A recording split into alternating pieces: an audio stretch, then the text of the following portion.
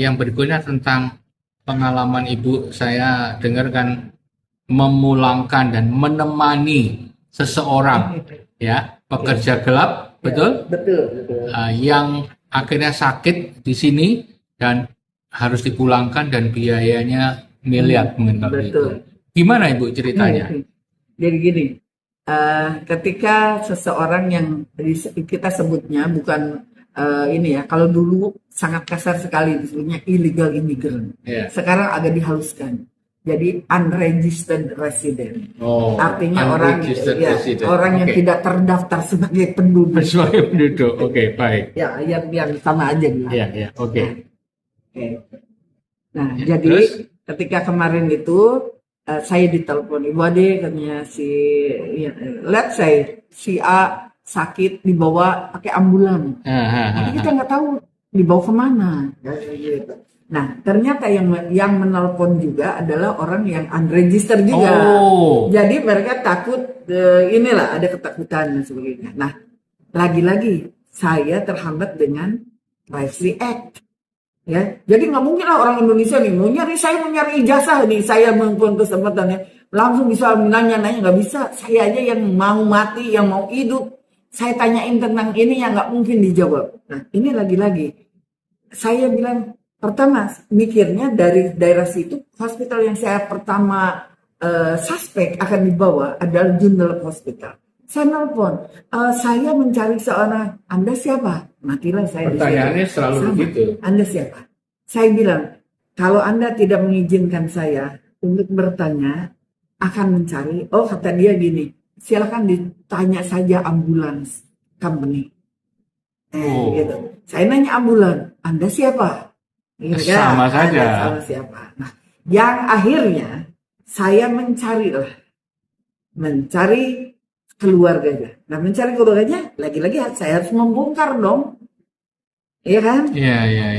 Tolong bongkar kamarnya. Cari di dalam secari kertas, dimanapun kalian bisa temukan. Siapakah istrinya, anaknya, atau siapa yang bisa saya hubungi. Yang akhirnya ditemukan istrinya. Nah, saya malam itu juga nelpon. Saya adalah orang yang telepon suami Anda itu tadi dibawa oleh ambulan. Tapi sampai detik ini saya tidak tahu dibawanya kemana. Berikanlah secari kertas yang memberikan kuasa kepada saya. Sama ya. Sama.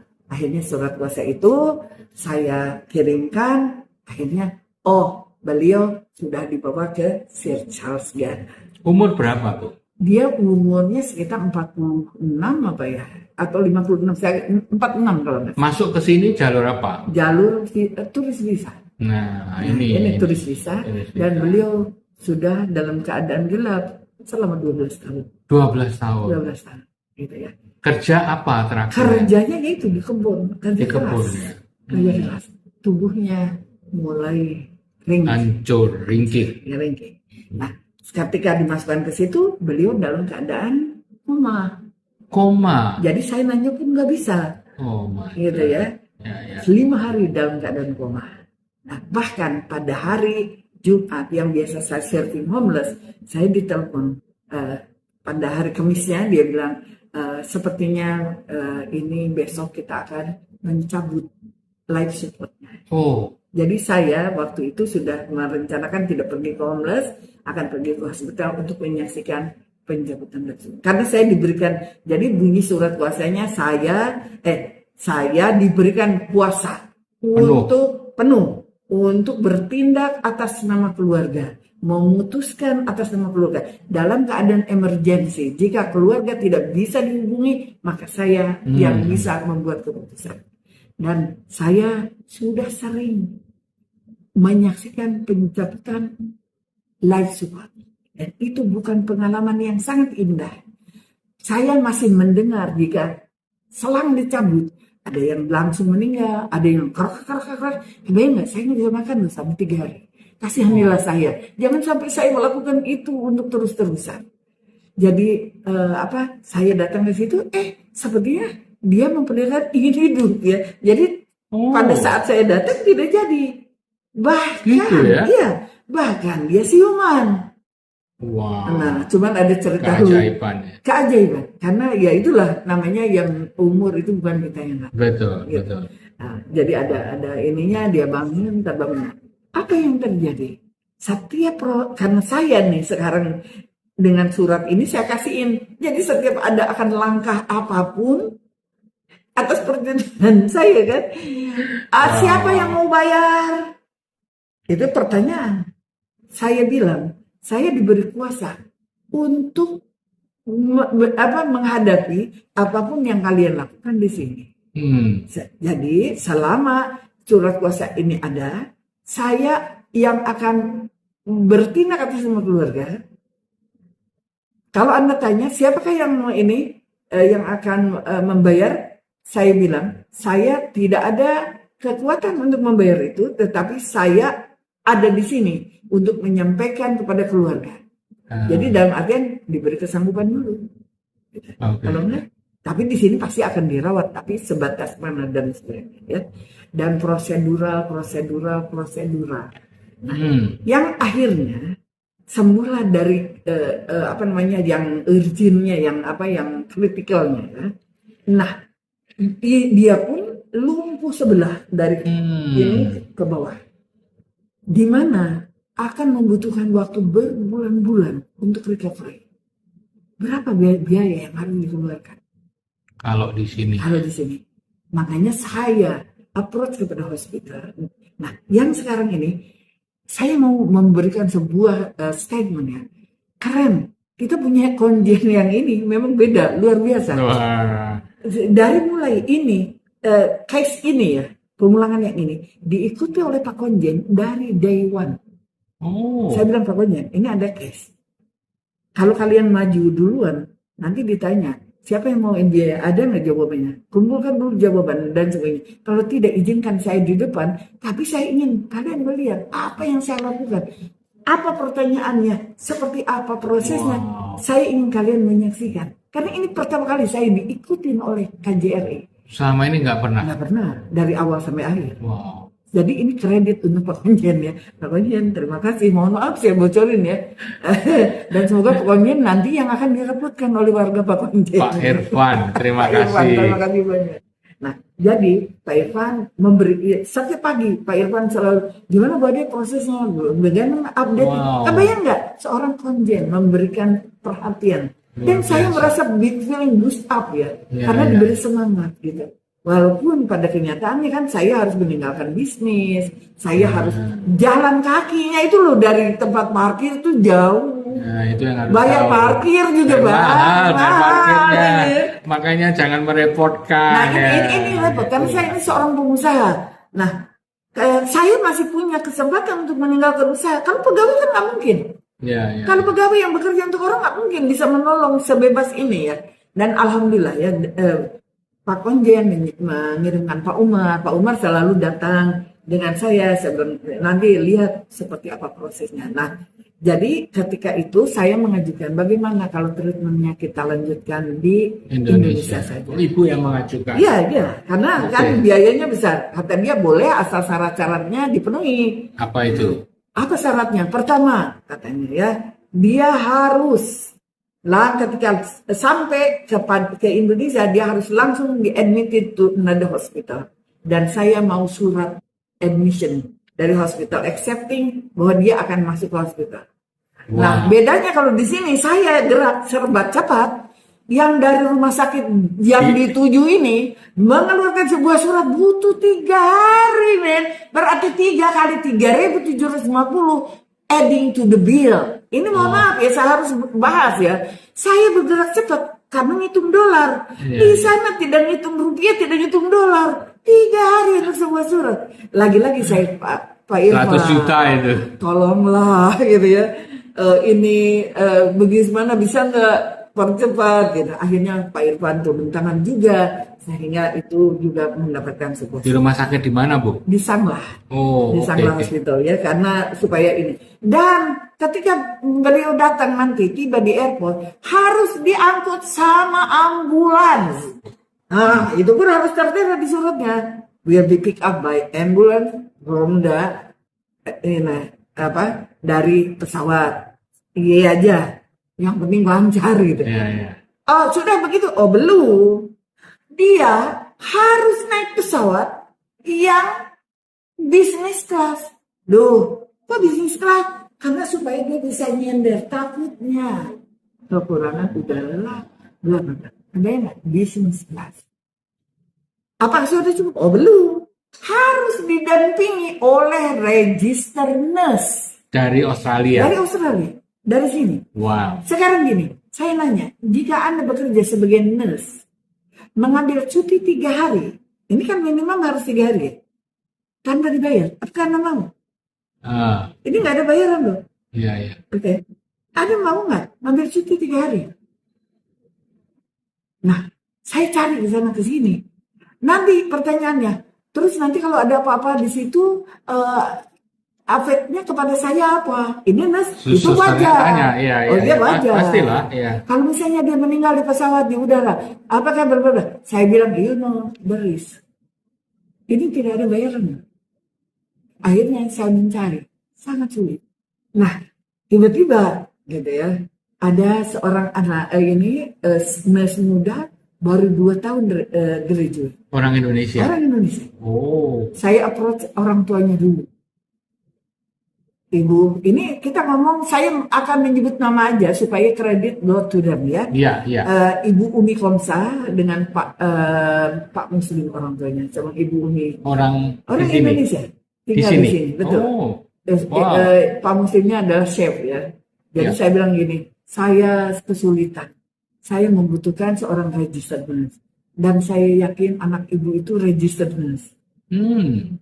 Bolehkah saya meminta bantuan? Kata dia, jika anaknya setuju, kami setuju. Wow. Diberikanlah nomor telepon. Saya, kakak, saya membutuhkan bantuan. Bantuan apa Bu Ade? Saya perlu kamu ikut dengan saya. Kata orangnya gini, karena anak saya ini masih muda Bu Ade. Saya agak risih kalau mengirimkan dia. Kalau terjadi apa-apa dengan saya dengan ringannya tanpa memikir apa-apa. Enggak usah khawatir Bu, saya akan traveling dengan anak ibu. Padahal saya belum minta izin sama suami dan anak. Oh kalau Ibu Ade pergi, saya persilakan. Silakan. Dan anaknya dengan rendah hati dengan ini, baik Ibu, kalau dengan Ibu Ade saya ikut. Wow. Jadi 3 hari ya. Nah, akan ada uang jajan, tapi sangat tidak sesuai dengan apa yang ini. Yang akan kami sediakan tiket pesawat dan nanti KJRI, lagi-lagi Pak Irfan yang membayar tiket untuk pasien dan nurse-nya. Juga membayarkan hotel untuk nurse di sana. Oke. Gitu ya. Terima kasih Pak Irfan. Ini luar biasa. Dan susternya ini, siapa nama susternya? Itu, inilah saya punya kebiasaan jelek. Iya. Untuk sesuatu, apa-apa, nanti kita tuliskan aja. Nanti untuk kita sesuatu tuliskan. yang sudah saya lakukan, saya tidak mengingat nama supaya dia ini menghindari ujub-riya takabur dalam Islam ya. Oke. Nanti kita tuliskan. Ini kredit untuk ini. Saya bilang, nak, Allah akan mencintai engkau dengan apa yang kamu buat. Waduh, ini anak muda yang luar biasa untuk saya ya, pendiam, penuh percaya diri dan lain sebagainya. Jadi Ibu akhirnya ikut bayar sendiri. Aduh, Ibu sampai ya kayak gimana daripada nggak bisa dipulangkan gitu ya. Aduh, ini kisah yang mengharukan. Saya juga ikut nangis ini. Dan ada lagi, itu belum, nurse-nya sudah ada. Harus diangkut pakai ambulans dari hospital ke airport. Itu biaya lagi. Saya bilang mobil saya juga cukup bagus. Doesn't work like that. Nggak bisa ini katanya. Ini harus memakai ambulans. Oh my goodness. So akhirnya kita juga nge-booking ambulans. Jadi apa Pak Hengki? Isi untuk itu. Ini kayaknya harus. Gimana Ibu? Masih terus? Masih. Jadi ambulans sudah di-arrange. Nah, jadi itu pun ditentukanlah hari H-nya ya. Semua koordinasi nanti Pak Umar yang mengurus semua administrasi, saya mempersiapkan diri dengan nurse, saya jemput nurse dan lain sebagainya. Maka kita ke airport, jadi yang ikut dengan ambulans tentu saja nurse, saya pergi sendiri diantar sama orang-orang baik, sama Pak Asa, sama Ririn dan sebagainya, supaya suami saya nggak usah nganter, bertemulah kami di airport. Jadi mereka duduk di bisnis kelas, saya duduk di ekonomi. Tuh lihat tuh teman-teman nih perjuangannya Bu Ade dan jadi tolonglah. Jadi kita jangan repot sekali. Repot sampai hal-hal begini menyusahkan orang lain dan harus nggak boleh egois ya. Betul. Dan ketika tiba di sana, tiba-tiba kan kita sudah lepas dari tanggung jawab dengan Australian government. Ketika di atas, jika dia meninggal, orang yang pertama akan diinvestigasi pasti saya, karena saya penanda tangan. Kebayang nggak? Niat baik. Alhamdulillah kita selamat, kita bisa menyeberang. Nah, ketika kita mau turun, lah nggak ada persyaratannya. Itunya. Saya bilang, ini bagaimana bisa? Akhirnya orang menggotong kursi rodanya dan nggak ada jalan lain. Ada videonya yang kita pernah kita tayangkan juga. Saya tuh sampai amazed gitu ya. Apapun bisa. Nah, tapi dijemput oleh mobil, ada tetap aja kan harus diangkat. Mereka naik mobil itu dengan perawat, dengan kayak inilah, kayak airport service ya. Nah, jadi saya masih tetap naik bus. Naik bus sesuai dengan prosedur. Saya tidak pernah meminta privilege. Saya tidak pernah meminta keistimewaan. Kalau saya bayar ininya itu, ya itu. Kalau ini saya tidak pernah melanggar hukum. Itu masalahnya. Nah, jadi ketika itu saya mengantarkan, harus saya terima ke hospital tadi itu. Jadi saya, nurse-nya sudah pergi dengan ambulans, saya naik Grab, dijemput lah gitu ya. Jadi dijemput, kita bertemu di hospital. Disitulah serah terima, gitu ya. Istilahnya sampai saya kerjanya belum selesai karena kita menyerahkan, saya istirahat dengan nurse, besoknya kita datang ke situ penandatangan serah terima. Jadi apa yang bisa kita hindarkan untuk merepotkan orang, mungkin kita lakukanlah. Ambillah misalnya asuransi bagi yang berhak dan bisa mendapatkan asuransi. Nah, bagi orang-orang yang tidak punya register, itu mereka tidak akan mungkin bisa mengasuransikan diri. Yang saya bisa kesankan begini, ketika tubuh kita sudah memperlihatkan tanda-tanda bahwa sepertinya sudah terlalu berat, sudah sakit-sakitan, berhenti, pulanglah. Kalau kalian tidak tahu jalan pulang, ini yang akan pertama pasti ditanyakan ya, untuk orang-orang gelap yang unregistered. Saya tanya, kamu punya paspornya? Nggak ada, Bu, sudah mati. Pasti saya next question, ada nggak yang membuktikan? Apa aja gitu, masa sih dibuang paspor? Apa aja gitu dari kedatangan itu? Karena banyak juga para unregistered ini, ID-nya itu tidak sama karena dia adalah ID palsu semua. Ya. Nah, apakah Bu Ade bisa nolong? Bisa, asal mau pulang. Mau pulang. Wow. Bu Ade, saya nggak punya dokumen. Oke. Ingat nggak waktu masuk pakai nama apa? Itu aja untuk saya cukup. Itu modal pertama. Kedua, saya harus bekerja sama dengan KJRI untuk meminta surat perjalanan laksana.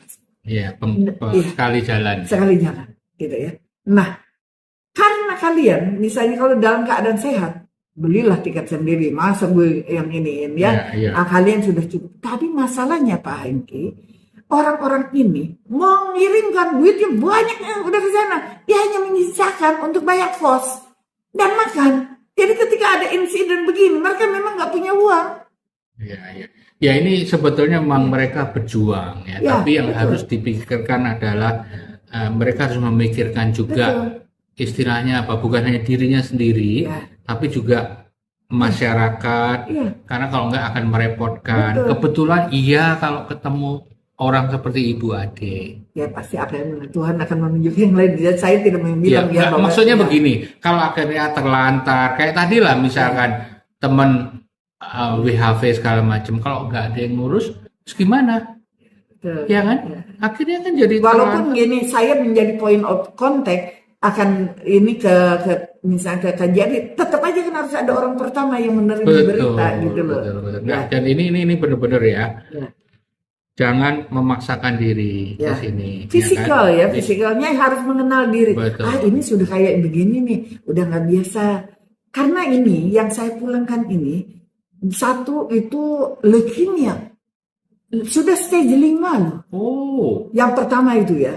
Dan dia sudah kayak sering kolaps. Nah, karena dia nggak punya akses ke dokter, jadi dia sendiri nggak ngerti penyakitnya apa. Jadi dia suffering almost dalam 1 tahun sakit. Ini coba minum Panadol dan sebagainya. Padahal sakitnya lebih dari itu. Nah, yang kedua ini adalah yang tadi stroke ya. Jadi selain yang stroke ini yang sudah dipulangkan ke Bali juga ada lagi cerita-cerita yang lain. Kalau kita ceritanya yang saya kubur di sini pun sudah ada beberapa, gitu ya. Itu cerita nanti lagi. Cerita lagi. Itu ya. Ada yang saya kuburkan itu minimal yang unregistered 3 orang sudah ada. Nah masalahnya saya sudah berkomunikasi dengan KJRI. Ketika kita datang ke sini, ini WNI yang sah ya, kita ada lapor diri. Ya. Nah tapi ketika WNI meninggal, tidak ada undur diri. Saya bilang, boleh nggak ditambahkan platformnya? Oh, benar. Iya. Kalau nggak berarti kan tetap terregister di situ. Iya. Dan saya juga sudah mengajukan, ini kan masalah ini kepada Australian government. Kalian bagaimana mendeteksi orang sudah mati atau tidak? Kalau dia yang register dari ini ada di PO kan ya. Kita keluarkan surat kematian dari situ itu. Karena sistemnya di sini sudah besar, tapi jika Anda unregistered, Anda kemana saya harus melaporkan? Gitu. Baik, Ibu, ini cerita yang sangat inspiratif ya. Jadi teman-teman jangan merepotkan Bu Ade lagi. Saya kalau yang menyuruhnya Tuhan, saya nggak bisa ngelawan. Jadi kalau misalnya case Anda sudah datang ke tangan saya, ada 2 tanda-tanda. Apakah Tuhannya tidak membiarkan orang tersebut? Apakah ada doa dari keturunannya, ibunya yang didengar Tuhan sehingga Tuhan tidak mentelantarkan orang tersebut? Jadi saya kalau semua case yang sudah datang ke saya suka bertanya, ya Allah, kebaikan apa yang dia sudah buat sehingga engkau peduli? Dan itu biasanya ya, itu bahasa penghibur untuk saya sehingga ketika saya menolong tidak terlalu berat kaki dan lain sebagainya ya, seperti itu. Jadi tapi itu semua bisa dicegah kalau mereka melakukannya dengan betul. Jadi sekarang nih pengumuman kepada Anda yang visanya sudah jauh expired, kemudian tubuhnya sudah ada tanda-tanda, jangan menunggu sakit. Bilang sama Bu Ade, saya sudah siap pulang. Oke, dan saya akan bantu untuk kepulangan. Nah, itu yang sudah di sini. Kalau mau pulang, tubuhnya udah nggak kuat lagi, jangan silakan. Menunggu sakit.